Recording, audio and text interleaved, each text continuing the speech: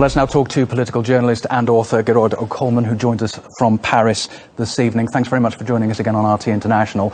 You're in the French capital. What's the mood and atmosphere in the city right now? We're being told that there's a state of war and a state of emergency. We've had this before. We had this in January, and for several weeks we had non-stop sirens and non-stop chatter on the radio about the threat from radical Islam and terrorist groups and so on. And so we're having a kind of a replay of that, but it has been, I think, accentuated, and we're going to have an intensification of the media campaign, which is essentially a propaganda campaign to make people in France fear Muslims. We need to be clear about the origin of the war on terror. The war on terror is, I quote, orchestrated from abroad. These are the words François Hollande used to describe this terrorist attack. Well, the attacks that have been continuing to destroy Syria, to massacre its population, have also been orchestrated from abroad. They were orchestrated by NATO, and they've been carrying these attacks out against the civilian population of Syria for 4 years now. And this is a terrorist campaign that is also orchestrated from abroad.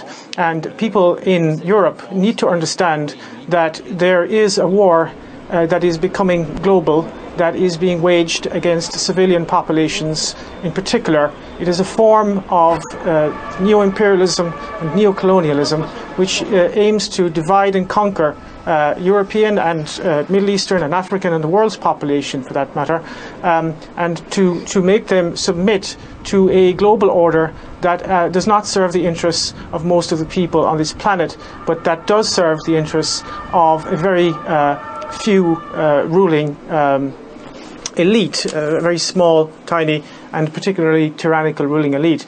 There is no war on terror. There is a war that is being waged using proxy groups, terrorist proxy groups, and they are being used against nation states who are resisting US and Israeli hegemony, and they are also being used as a means of disciplining the workforces in Europe. In a period of mass unemployment and austerity, you now have terrorist attacks being committed by terrorists funded, armed and trained by Western intelligence agencies. There is no such thing as ISIS. ISIS is a creation of the United States. We know that from official sources of the US military themselves. Declassified documents from the Defense Intelligence Agency have confirmed that. And the French government is now attempting to drum up support for more military intervention in Syria. And what they want to do is they want to get in on the game. The game is almost lost. The Russians have routed much of the Islamic State. You now have Islamic State militants coming into Europe disguised as refugees.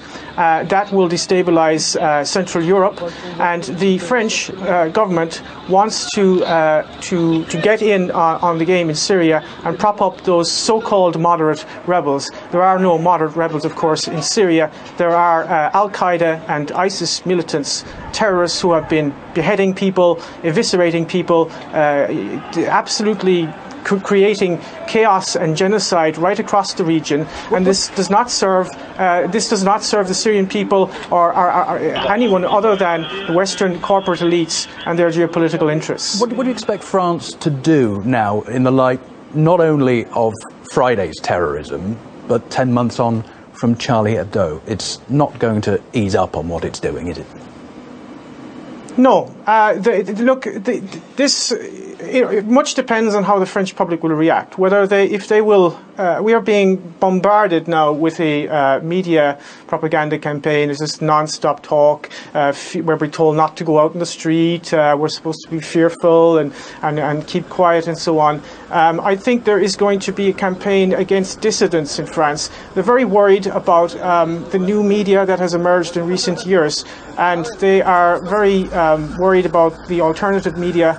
So I think there you will see, we saw this actually after the attacks in January, you will see a conflation of terrorism and dissidents. So one of the tools which the mass media uses to discredit any kind of rational questioning of the established order, and particularly the war on terrorism, is to deride those who would question the war on terrorism as conspiracy theorists. And I think you're going to see a crackdown on so-called conspiracy theorists and websites that actually publish rational and honest analysis of what is happening. So you're going to see more of that type of intellectual terrorism, which is already at boiling point in France. I mean, it's got to the point now where you have professors in universities who are being intimidated. You have school teachers who are basically being fired for even suggesting that there may be a link between French imperialism and terrorism. There was one case recently, for example, of a school teacher who almost lost his job when he suggested there might be a link between French foreign policy and terrorism. So we are going through a period of deep intellectual terrorism.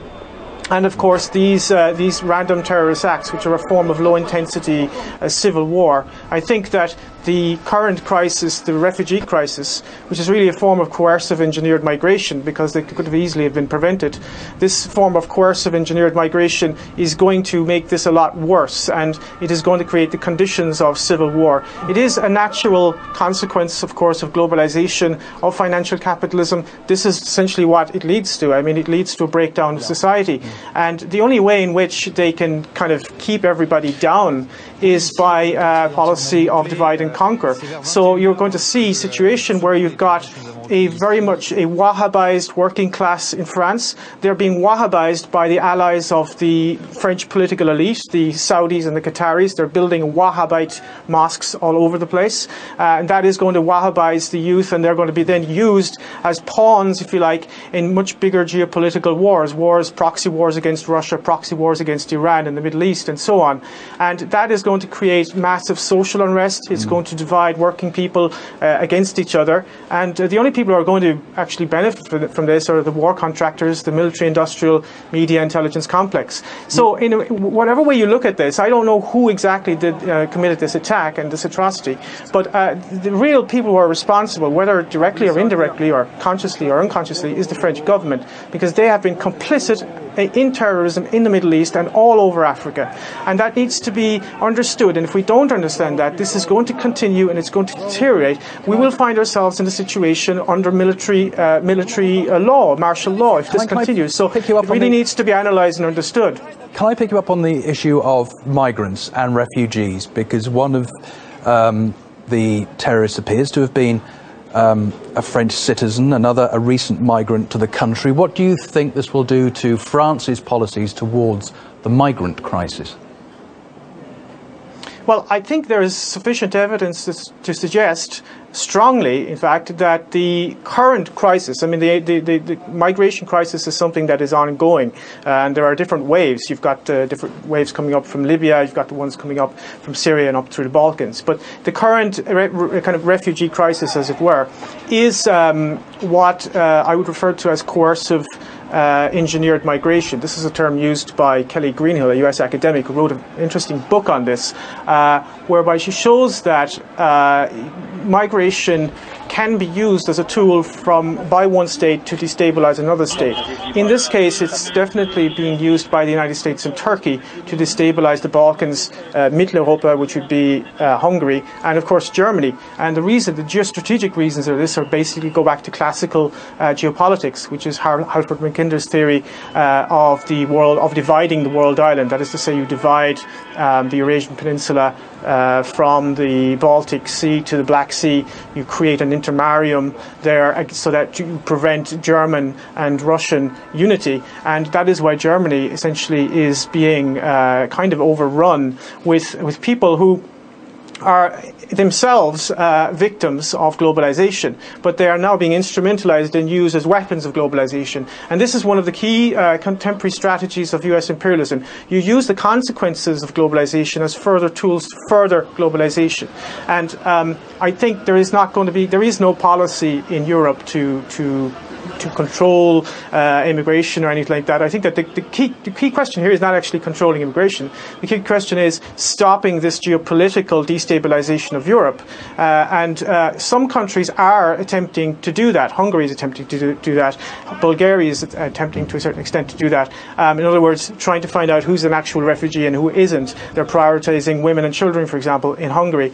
That's a rational approach. But of course, Viktor Orban of Hungary is being demonized by the European Union for his insistence on implementing the laws of the European Union and of a Hungarian nation state. Here, you're in a situation where the French government is totally subordinate to US dictates. This is a country that has been completely taken over by US imperialism, just as Germany. And France doesn't really have a foreign policy. It does whatever Washington tells it to do. OK, it's always good to get your thoughts on this. Gearóid Ó Cumann, thanks very much for joining us from Paris this Saturday evening.